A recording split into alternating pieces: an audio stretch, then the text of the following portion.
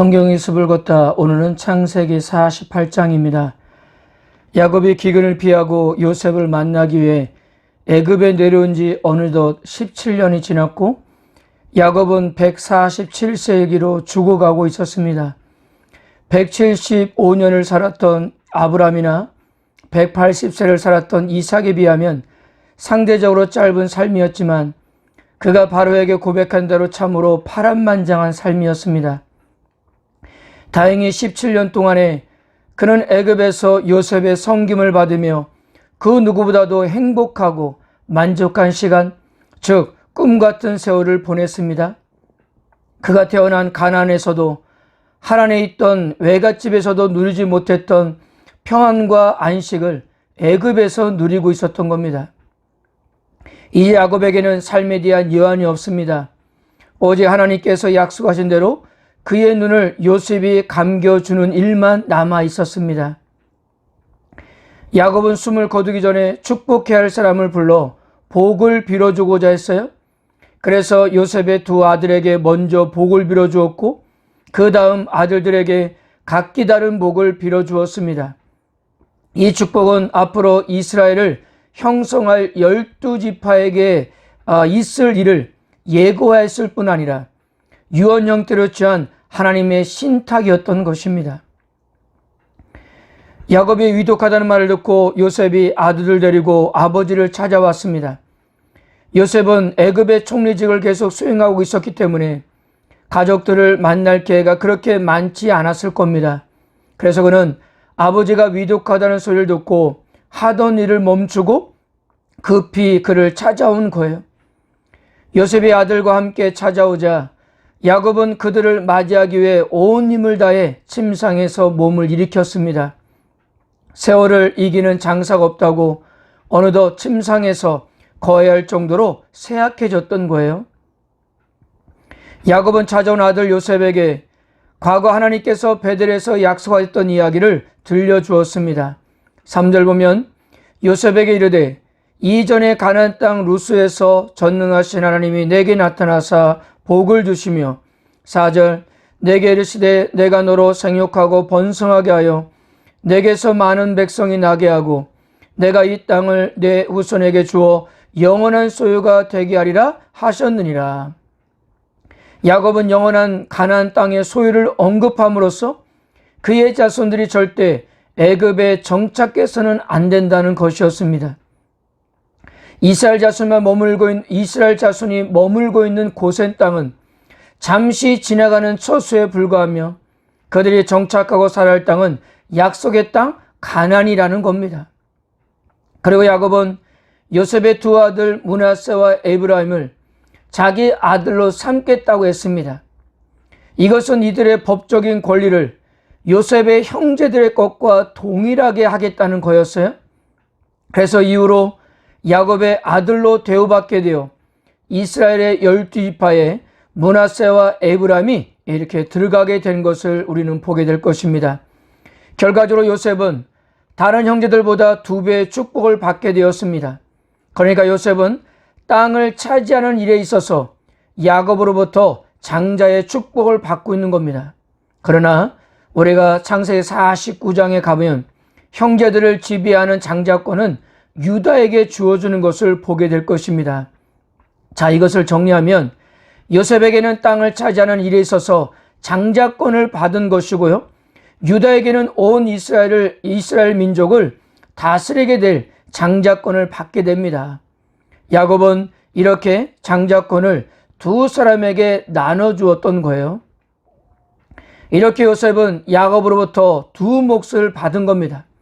물론 현실적으로 생각하면 이 두 몫은 요셉에게 아무런 의미가 없습니다. 벌써 지난 17년 동안 아버지와 형제들을 먹여 살려 오다시피 하지 않았습니까? 그래서 우리들도 이것이 얼마나 대단할까 생각하겠지만 훗날 이스라엘이 가나안 땅에서 들어가서 분배받을 때 요셉의 두 아들에서 비롯된 후손들이 가장 많은 땅을 차지하게 됩니다. 가나안 땅의 거의 절반을 이 두 자손이 차지하게 되는 것을 우리는 이후에 보게 될 것입니다. 그리고 솔로몬의 죄 때문에 나라가 둘로 나뉠 때도 북왕국의 중심을 잃었던 구심점이 바로 이 두 지파라는 것을 감안하면 지금 야곱의 이 결정이 얼마나 대단한 영향력을 미쳤는지를 우리는 그렇게 짐작할 수가 있는 것입니다. 그리고 야곱은 죽는 순간까지 라헬을 잊지 못했습니다. 이것을 보면 그가 라헬을 얼마나 사랑했는지를 이렇게 알 수가 있었던 부분입니다. 그리고 요셉은 자신의 두 아들을 아버지 앞에 세웠습니다. 요셉에게는 수년간 고난과 슬펐던 애굽 생활 이후에 받은 선물이었고, 야곱에게는 살아서는 요셉을 다시 볼 수 없다는 절망과 아픔의 세월 이후에 그의 삶을 찾아온 하나님의 놀라운 선물이었던 겁니다. 요셉은 므낫세를 자신의 왼손을 잡고 에브라임을 자신의 오른손을 잡고 야곱 앞에 섰습니다. 그러면 요셉과 맞이하고 있는 야곱에게는 큰아들 므낫세가 야곱의 오른쪽에 있는 것이고요, 둘째 에브라임은 야곱의 왼쪽에 있게 됩니다. 이것은 장자인 므낫세를 아버지의 오른손에 축복을 받도록 하기 위함이었습니다. 근데 야곱이 손을 엇갈리게 하더니 오른손을 들어 작은 아들 에브라임이 얹고 왼손을 큰아들 므낫세에게 얹는 겁니다. 창세기 기자도 야곱이 오른쪽에 서 있는 아이에게 가야 할 축복이 왼쪽에 서 있는 아이에게 갔음을 강조하기 위해서 12절에서 14절까지 왼쪽 오른쪽을 수차례 반복하고 있습니다. 요셉이 당황해서 사실을 말하고 교정을 했지만 야곱은 나도 안다, 내 아들아 나도 안다 하면서 거부했습니다. 야곱은 자신의 뜻을 따라서가 아니라 하나님의 인도하심에 따라 요셉의 아들들에게 복을 빌어 주었던 겁니다. 야곱이 시력은 잃었지만 영적인 분별력은 아직도 왕성했던 거예요. 야곱은 자신의 삶에서 수없이 경험했던 구원하신 하나님의 능력이 이 아이들의 삶을 보호하시고 살펴주실 것을 그렇게 기도했던 겁니다. 그리고 야곱은 에브라임과 므낫세의 자손들이 크게 불어나게 해달라고 기도했어요. 이 축복은 훗날 이스라엘의 광야 생활에서 새로운 의미로 에브라임과 므낫세 지파에게 다가옵니다. 이스라엘의 40년 광야 생활이 시작되는 시점에서 이 두 지파의 성인 남자들의 수는 72,700명이었습니다. 근데 광야 40년이 끝난 후에 이 두 지파는 85,200명이 달했습니다. 어려운 광야 생활 중에서도 이 지파들은 번성했던 거예요. 반면에 같은 기간 동안 루벤과 시몬 지파는 105,800명으로 시작했다가 65,930명으로 이렇게 줄은 것을 볼 수가 있습니다.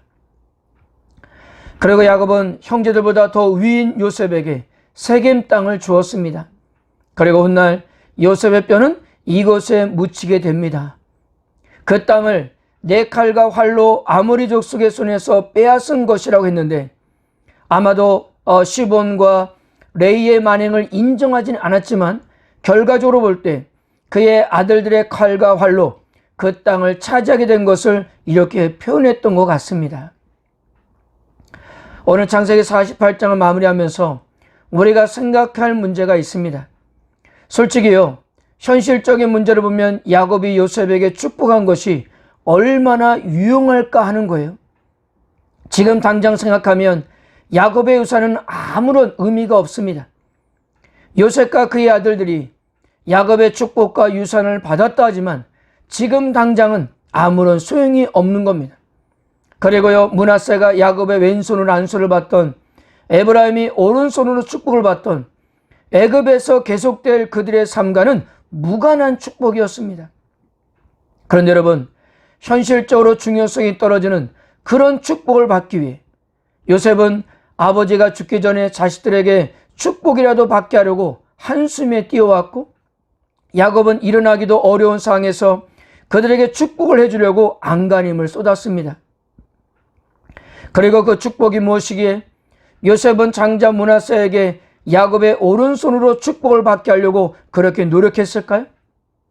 요셉이 장자의 축복을 받고 두 몫을 받았다고 한들 지금 당장 그들의 손에 들어온 땅은 하나도 없었는데도 말입니다.